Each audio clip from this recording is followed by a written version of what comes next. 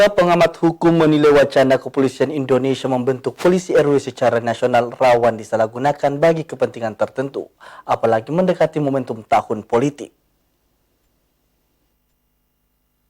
Rapat saja, tiga yang negosiator mana? Oke.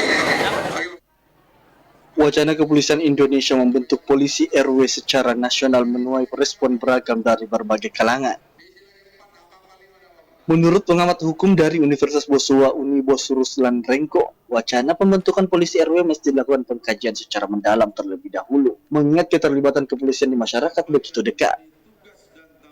Menurut Ruslan, pembentukan polisi RW nantinya sangat rawan dimanfaatkan kalangan tertentu untuk mengiring masyarakat dalam mendukung calon tertentu di momentum tahun politik mendatang.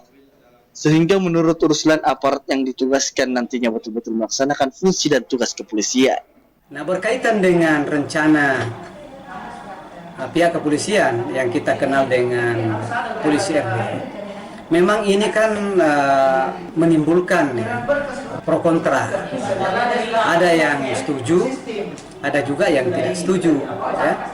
Jangan sampai karena ini polisi RW ini kan sangat dekat sekali dengan akar rumput masyarakat, ya, akar rumput itu ditakutkan jangan sampai ada penyalahgunaan, ya, kewenangan ini, ya.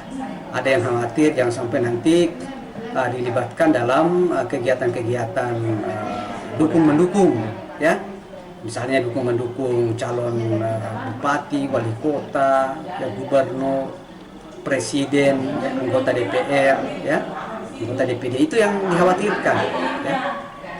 Nah, oleh karena itu memang perlu ada pengkajian.